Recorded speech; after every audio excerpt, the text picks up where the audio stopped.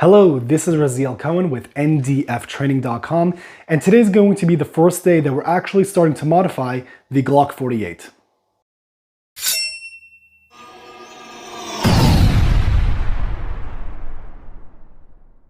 So if you've been following the channel, I recently made a video of getting the Glock 48 and the different parts and components I wanted to actually use to be able to put this whole thing together. Today we got an additional part, which is really going to be able to start putting things together, which is a Magwell for this gun, which I'm definitely very excited about. I tried a few Magwells, which there aren't actually many variants out there currently for the Glock 48, but this is really going to be the one that I settled on, and there's many reasons why I chose this particular one over the other ones that I have. Now, to go a little bit more into detail as to what the value is to a Magwell is the kind of initial thought that people have of the value to a Magwell is that it helps you with reloading, and it does. It does help funnel the magazine a little bit better into the gun and makes it a little bit easier to be able to do proper reloads with. However, that's not the primary reason why I use a Magwell on my pistol. The main reason is going to be for me is that I have somewhat large hands, and to be able to use a smaller framed gun, it could be a problem with accidentally pinching yourself or being able to get a proper grip for recoil control if you're not able to have a full solid grip on the gun.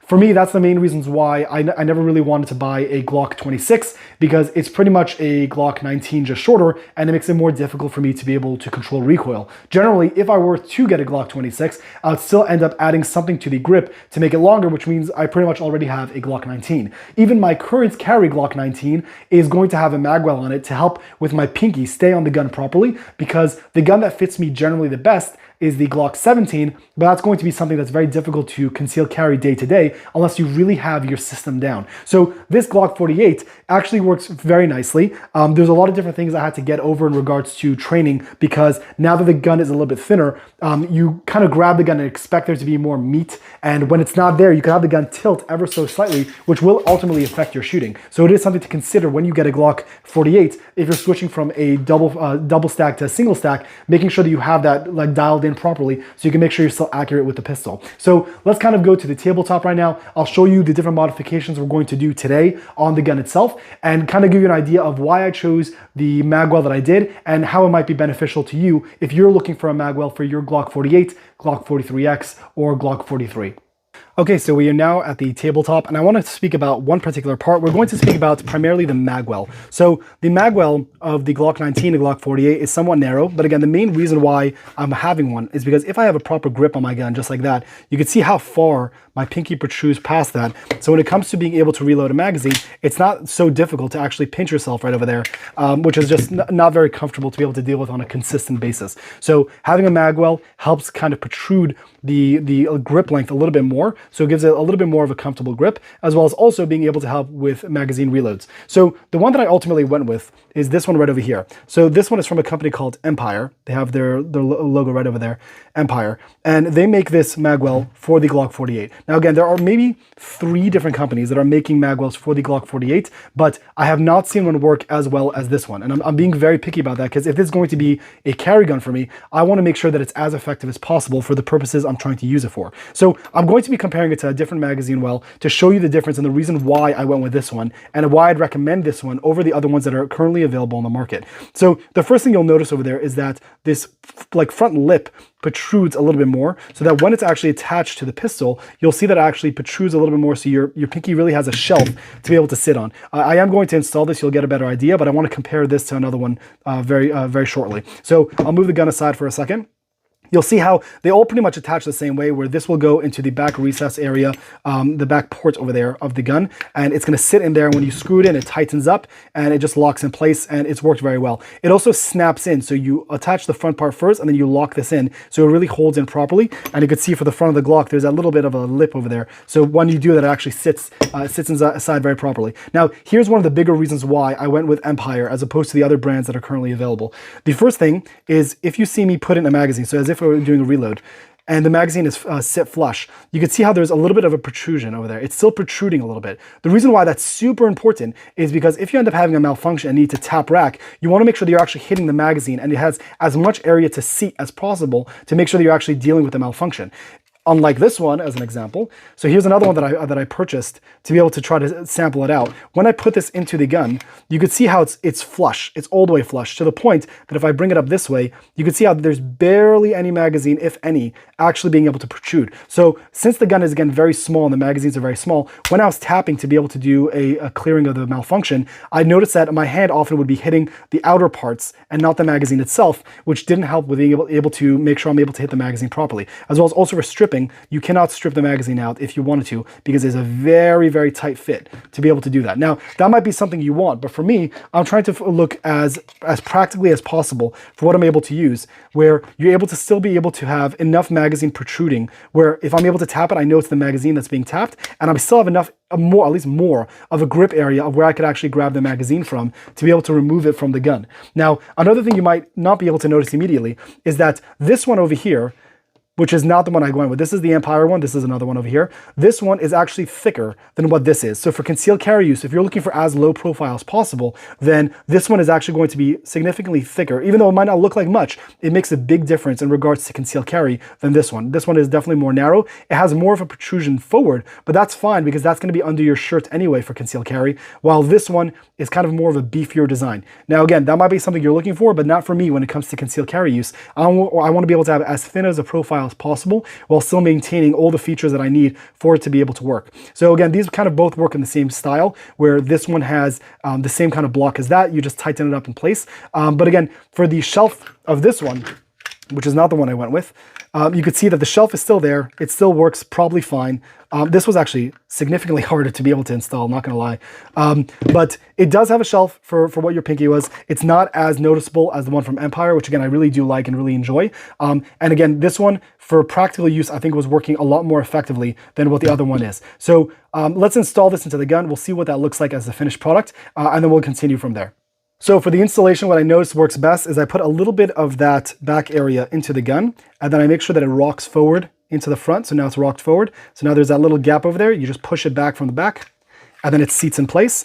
You make sure that it's seated all the way around, and that's it. So now what you're going to do is that in the back over here, there's the Allen screw. You just tighten down. You try to go a little snug. You don't want to do it too tight. You want it just enough that you have a little bit of tension over there, and just making sure that I get it in properly. And that's tight enough. You take out the Allen key, and then you're good to go. So if you can look, you can see how my pinky now is fully within a shelf. So now if I want to be able to do a magazine change or a magazine reload, I have no worry of it actually hitting my hand in any way, as well as also being able to strip the magazine. I actually have a pretty decent amount of grip when I'm grabbing it from over there, and then still being able to strip it. But then also, again, most importantly, is you see how it's still protruding, and that's the same amount of protrusion you'd be getting for if this wasn't there. And the reason why that's important is, again, for tapping and racking, if you're dealing with a malfunction, I have less of a concern of it being able to be in the way of blocking being able to do that. So you can see now that it does protrude a little bit. It goes ever so slightly lower, but this makes a very, very big deal. Now, the reason why I'm speaking about this first is because the next modification I was going to make to the gun was going to be Talon grips. Now, Talon grips have been always an amazing asset to my carry guns, but when you get a Magwell, or if you decide you want to be able to use Talon grips, you need to make sure you get the Magwell you want and decide it first before doing anything else, because this is ultimately going to go over that. So it's probably going to go into that area. Now, I haven't done it with this brand before, so I'm not sure how it's going to actually play out, but the next thing I'm going to do is install this. So that's going to be kind of like the finished product for now of the grip area. So the first step for installing the Talon grips is that you want to get an alcohol wipe of some kind. They do come in the kit when you actually get it. And then when you get it, you're going to remove the swab from the actual package. And then you want to wipe down all contact areas that the grip is actually going to be on. So I'm going all the way around. Again, there's probably going to be some amount of overlap onto the Magwell itself. So you want to wipe that down as well. Try to get as much contact area as you can of all the areas that it might be touching, just because you want it to be as clean as possible for contact. Then after the wiping goes all the way around, we're going to let it air dry for a second, just so we make sure that it's all done properly. And we really make sure that we get all those nooks and crannies to make sure that it's going to have a proper seal. The next thing you're going to want to do is kind of line up where those markings are, so you get an idea of how it's going to actually fit. So when you end up removing the sticker to be able to have it work on itself, you want to make sure that everything was lined up to what you're going to be expecting. So again, over here, you're going to see that there might be a little bit of overlap, which is why I wanted to get a Magwell first before deciding to put this on, because otherwise it would not be able to fit. So as an example, on this side, we're going to make sure that all the lining up goes over here. We see the Glock logo on the bottom, and then we're going to see how there will be that overlap onto the Magwell, which is fine. But we just want to make sure that everything's going to line up properly. And then what I'm going to do is I'm going to remove this sticker that comes out over here, and we're going to start going around. After we go around, we're going to apply some heat and make sure that it's fit in all those areas. And then I believe that once we come back around to this area over here, we're going to use the part that wrapped around and have that front initial part that we started with go over it. So that's going to be like the seal point of the full contact. So let's begin that process.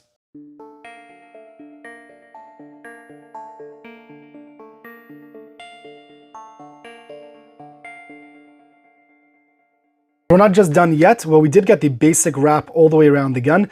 This is not set yet, but what we're going to do now is we're going to take a hairdryer or just some kind of heat gun that works for you. You can see that we do have that overlap right over there onto the Magwell, which is great. It works perfectly. That's going to be the seam of where it came back around. And then a little bit of overlap over there. Make sure that when you're installing it, not to block where the mag catch is going to be on either side, so you can make sure you still have good functionality of the firearm. We're now going to take the heat gun, add a little bit of heat, and as we're doing that, keep squeezing so we can make sure we're getting full seal all the way around, and that should be able to have it set, and we'll be good to go.